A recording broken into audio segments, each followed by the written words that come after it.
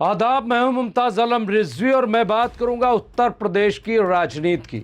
बंगाल के बाद अब उत्तर प्रदेश का चुनाव बिल्कुल सर पर आ गया है और आप देखिए कि वहां राजनीति भी शुरू हो गई, धर्म के नाम पर भी और विकास के नाम पर भी और वोट बैंक और अपीजमेंट के नाम पर भी। हर तरह की राजनीति अब आपको उत्तर प्रदेश में देखने को मिलेगी। लेकिन सबसे इंपॉर्टेंट यह है कि क्या अपोजिशन पार्टियां बंगाल से कुछ सीख पा रही हैं?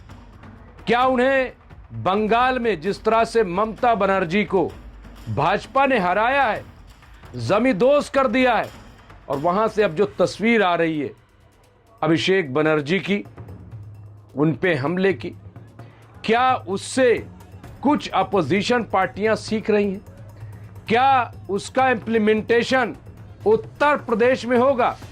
आज एक तस्वीर सोशल मीडिया पे जारी हुई, मुझे नहीं मालूम किसने वो तस्वीर जारी की है, लेकिन उसके पीछे एक बहुत बड़ी सच्चाई छिपी हुई है। और खास तौर से मैं आपको बताऊं कि जो उत्तर प्रदेश का माइनॉरिटी है वो क्या सोचता है, उस पर भी मैं बात करूंगा। लेकिन वो तस्वीर क्या है? उस तस्वीर में दिखाया गया है, आप देख सकते हैं स्क्रीन पर, कि बीएसपी, एसपी और कांग्रेस इन्होंने गठबंधन कर लिया। ये एक प्लेटफॉर्म पे आ गए हैं, इंडिया अलायंस स्ट्रांग हो गया है, ऐसा दिखाया जा रहा है। ऐसी तस्वीर ये आप देख रहे हैं, ये सोशल मीडिया पे चल रही है। इसमें आप ये भी देख पा रहे हैं कि जो उत्तर प्रदेश विधानसभा में कुल 403 सीटें हैं, उनमें से 160 पर बीएसपी, यानी 160 बीएसपी को सीटें मिलेंगी और 160 समाजवादी पार्टी को और 83 सीटें कांग्रेस को, और इस तरह से सीटों का बंटवारा होगा। 3 पार्टियां, हो सकता है कि अभी छोटी छोटी जो और पार्टियां उनको भी साथ लेने की बात की जाए और इस तरह से एक गठबंधन यहां पे बनाने की बात हो रही है।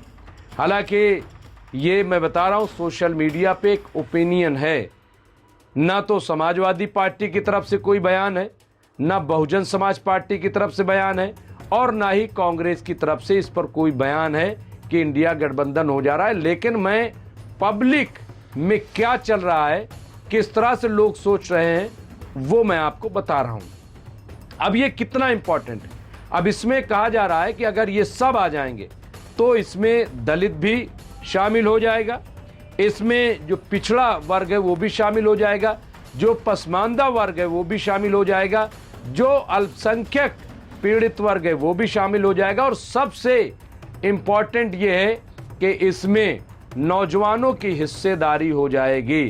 तो ये गठबंधन के बारे में इस वक्त यहाँ पे चर्चा की जा रही है।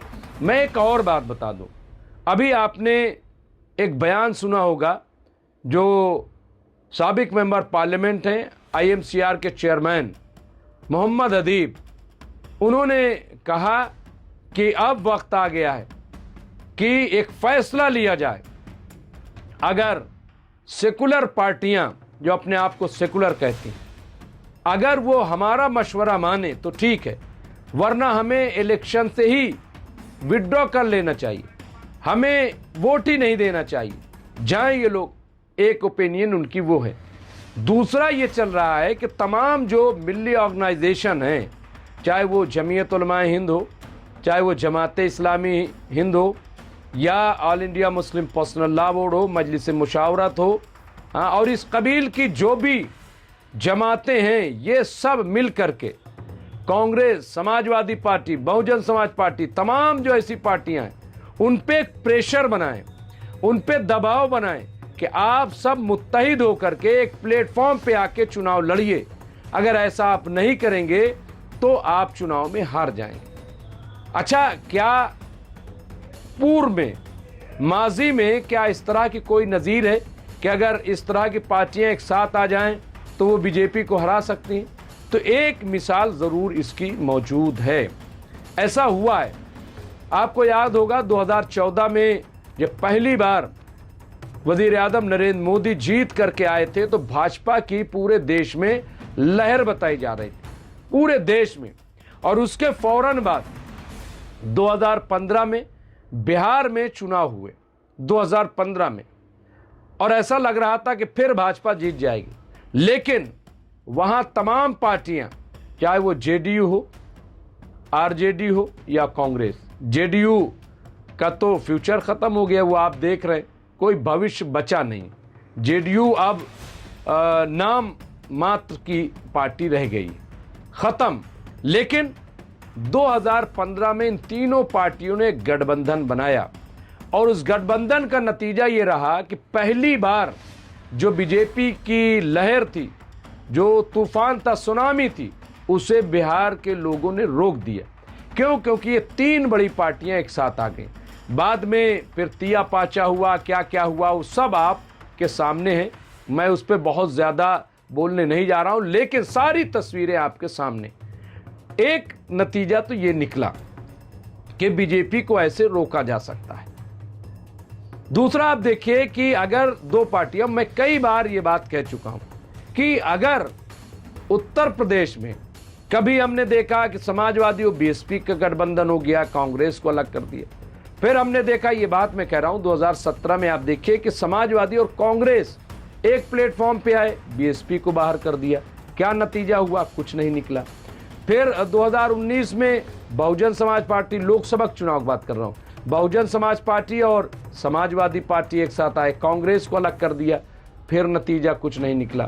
तो 22 में फिर आप देखिए कि फिर गठबंधन रहा, लेकिन कोई नतीजा नहीं निकला, किसी तरह की कोई बढ़त नहीं मिली। तो और 24 में अच्छा मार्जिन रहा, लेकिन लोकसभा का था, जिसमें समाजवादी और कांग्रेस का गठबंधन था।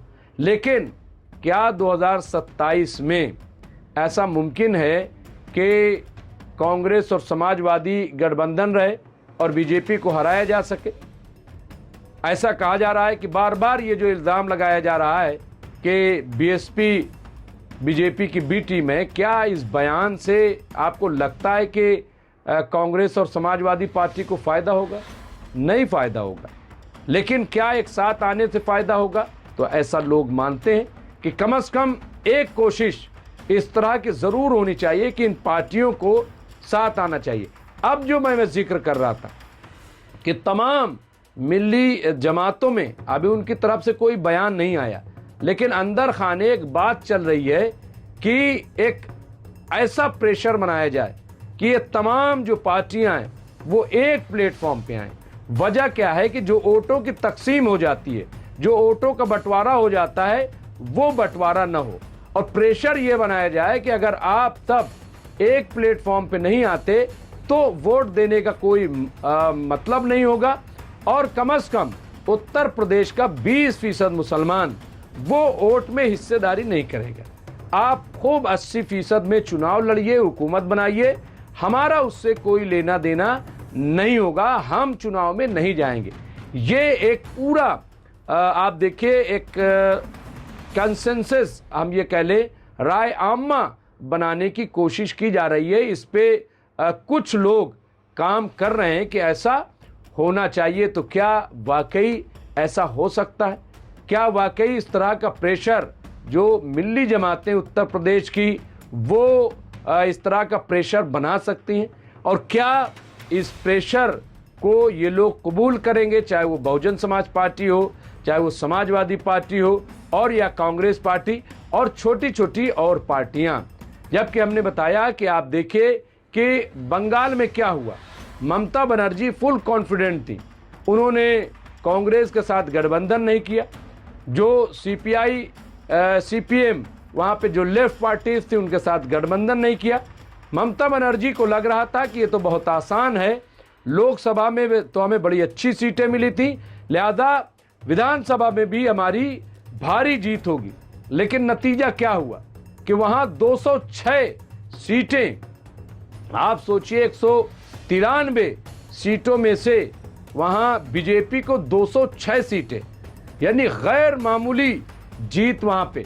अब ये मत कहिएगा कि इस वजह से उस वजह से, ये सब कोई नहीं सुनता है।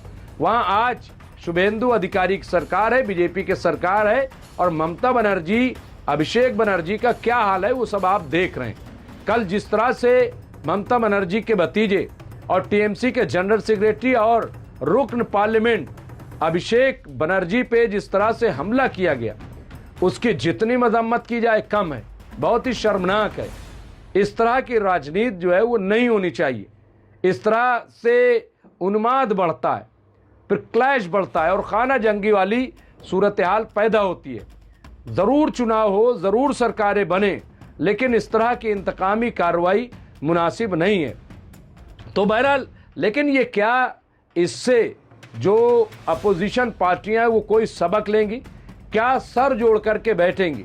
अभी खबर ये आई थी कि कांग्रेस का एक डेलीगेशन, या मालूम नहीं कि वो किसकी परमिशन से गया था, ये खबर आई, मुझे नहीं पता कौन कौन लोग थे, लेकिन सुनने में ये आया कि वो आदरणीय बहन जी से मिलने चले गए। वहाँ बहुजन समाज पार्टी की जो सरबराह हैं, जो उत्तर प्रदेश की 4 बार मुख्यमंत्री रह चुकी हैं, वो मिलने चले गए। बहन जी ने मना कर दिया, और जब मना किया तो वो अब उसको तूल दे रहे हैं कि बहन जी मिली नहीं, ये वो तमाम तरह की बातें।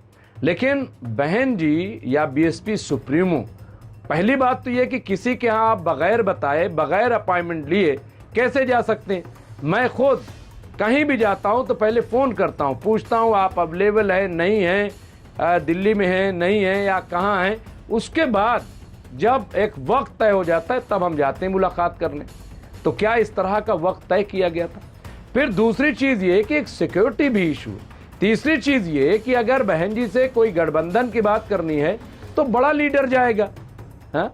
या तो प्रियंका गांधी जाएंगी, राहुल गांधी जाएंगे, या मल्लिकार्जुन खड़गे जाएंगे। भाई कोई बड़ा लीडर जाएगा, ऐसे ही कोई मुंह उठाए चल देगा और बहन जी उससे मिल लेंगी और बात हो जाएगी। ये बकवास है, इसमें कोई दम नहीं है। तो इसलिए मुझे ऐसा लग रहा है कि अगर वाकई संजीदा हैं इस पूरे मसले पर, हाँ, अभी कल ममता बनर्जी का फोन आया जब अभिषेक बनर्जी पे हमला हुआ कि अखिलेश यादव ने भी उन्हें फ़ोन किया, हमदर्दी जताई, और राहुल गांधी ने फ़ोन किया, कई और बड़े लीडरान ने फ़ोन किया। राहुल गांधी ने यहाँ तक कहा कि अगर कोई ख़तरा है तो हैदराबाद अभिषेक बनर्जी को बुला लिया जाए। अब आप बताइए, ये क्या अच्छी बात है? ये क्या अच्छी बात है? दूसरी चीज़ ये कि जब बंगाल में नतीजे आए तो उसके बाद जिस तरह से एक हलचल थी इंडिया गठबंधन को लेकर के, ममता बनर्जी का बयान भी आया था, क्या उसके बाद कोई मीटिंग हुई इंडिया गठबंधन की? क्या कोई चर्चा हुई? ये ठंडे बस्ते में जो डाल देने वाली राजनीति है, ये जो आराम पसंद राजनीति है, क्या इस तरह से कोई बीजेपी से लड़ सकता, जो फौरन अपने सेकंड मोड में आ जाती? यानी एक चुनाव खत्म नहीं हुआ और दूसरे चुनाव की तरफ बीजेपी आगे बढ़ जाती है। और हमारे ये जो लीडर हैं, जो सेकुलर अपने आप कहते हैं, धुरंधर जो अपने आप कहते हैं, बब्बर शेर कहते हैं, वो खामोश हो जाते हैं, वो चुप हो जाते हैं। तो ये एक मौका है, मेरा अपना ख्याल है। और ये जो सोशल मीडिया पे चला है, ये आप इस तरह से इसको देख सकते हैं कि एक आवाज़ आई है उत्तर प्रदेश के कल्ब से, अंदर से, कि इस तरह होना चाहिए। अब देखना यह है कि क्या इस पे कोई ध्यान देता है, क्या इस पे कोई तवज्जो देता है, क्या इस तरह की राजनीति उत्तर प्रदेश में हो सकती है। जो भी होगा हम आपको अपडेट करते रहेंगे। देखते रहिए एमएमसी न्यूज़ इंडिया। बहुत बहुत शुक्रिया।